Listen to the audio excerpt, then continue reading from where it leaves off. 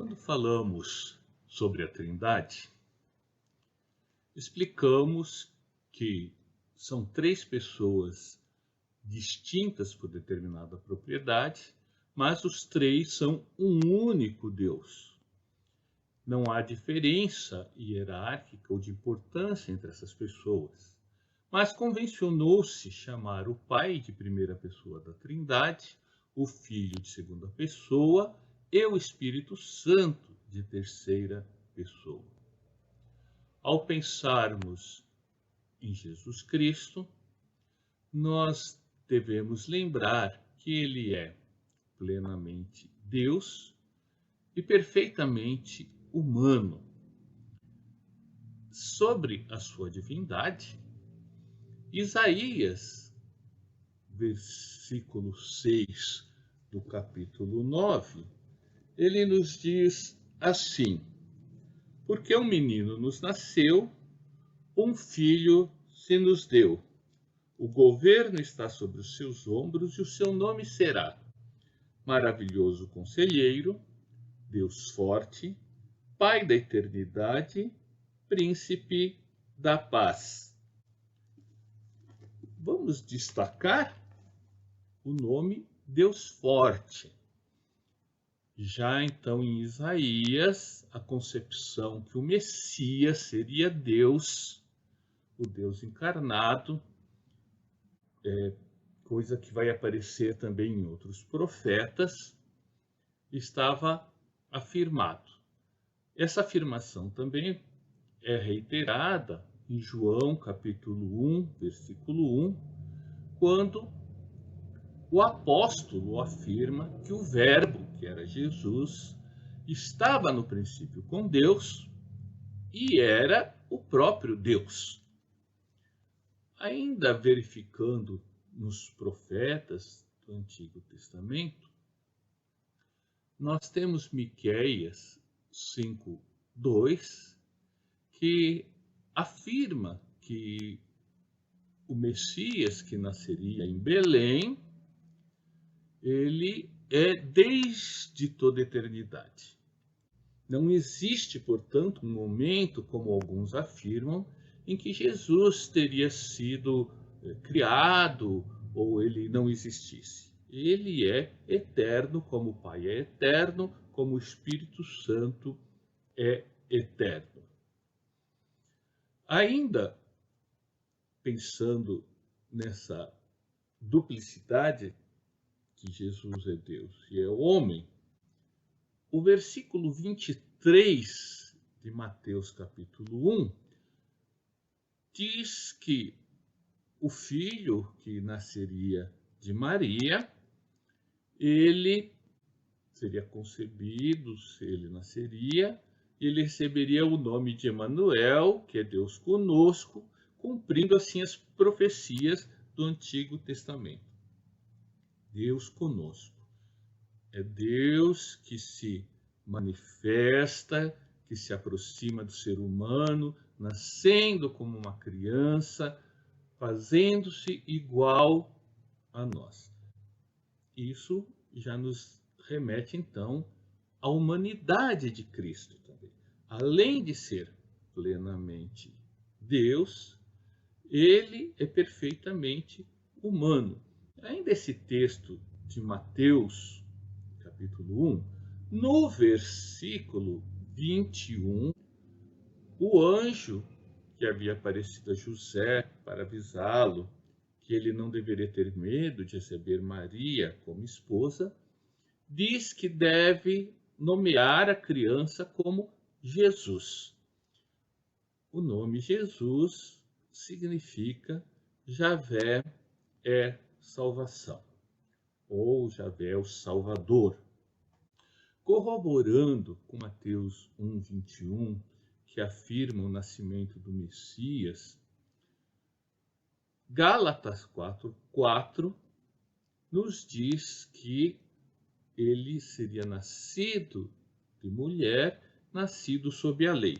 Nascer sobre a lei significa nascer nesse mundo, nessas condições físicas, materiais, como uma criança normal. ainda João 1,14 vai nos afirmar, ligado, né, aquele João 1,1 que afirma que o verbo era Deus, aí diz que o verbo se fez carne e habitou entre nós e vimos sua glória, como a glória do unigênito do Pai, cheio de graça e de verdade. Além de afirmar a humanidade de Cristo, esse texto reafirma sua divindade, mostrando que ele foi gerado, mas não criado. Para finalizar essa concepção de Jesus plenamente Deus e perfeitamente humano, vemos em Hebreus 4,15 que Jesus foi tentado em tudo, mas sem pecados. E o autor afirma que por essa razão ele pode ser o nosso sumo sacerdote, ele pode se compadecer de nós e pode nos dar a restauração da nossa humanidade perdida, a nossa humanidade que foi corrompida pelo pecado. Compreendido Jesus como pessoa, é importante destacarmos alguns títulos e nomes que a Bíblia utiliza para se referir a ele. O primeiro título, que foi inclusive associado ao próprio nome de Jesus, é Cristo. Então todos já ouvimos muitas vezes essa expressão, é uma expressão grega, que se fosse traduzida para o português seria ungido. O equivalente hebraico dessa expressão é Messias. Os tradutores preferiram manter o termo grego original, por isso encontramos várias vezes no Novo Testamento essa expressão, o Cristo. Mas ungido e Messias já vem desde o Antigo Testamento, aparecem em diversos lugares. Outro título que aparece muito, principalmente na boca de Jesus, Jesus utiliza esse título 40 vezes, mas também aparece no Antigo Testamento, principalmente em Salmos, nos profetas, é Filho do Homem. Jesus utiliza essa expressão para reafirmar a sua humanidade, para reafirmar essa aproximação e acolhida do ser humano por Deus. O terceiro título, que é Filho de Deus, ele é um pouco mais obscuro. Não identificamos com facilidade a sua ligação ao próprio Cristo. Ele aparece no Antigo Testamento atribuído a reis, a anjos, ao próprio povo eleito. Mas Jesus utiliza essa expressão para descrever a sua relação com o Pai, como ele se vê diante de Deus Pai. O último título que aparece bastante, nós já fizemos referência a ele, é Senhor. No Antigo Testamento, Javé é tratado por Senhor, né? Nós já explicamos isso, o nome Javé não é pronunciado pelo judeu. Quando ele tem que ler Javé, ele lê Adonai, quer dizer Senhor. E no Novo Testamento, esse mesmo título que é atribuído ao Pai, também é atribuído ao Filho. Javé é o Senhor e Jesus é o Senhor. No Antigo Testamento encontramos também algumas outras referências em que o próprio Deus chama o Messias de Senhor, quer dizer, faz essa associação do caráter divino do Messias.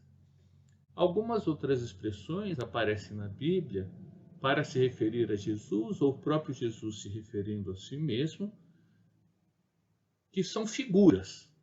Então temos o Cordeiro de Deus, a estrela da manhã, quando ele fala que ele é o caminho, a verdade, a vida, a porta, o bom pastor, a água da vida ou água viva, o pão que desceu dos céus ou o pão da vida, e outras expressões que aparecem menos vezes, mas sempre se referindo a Cristo.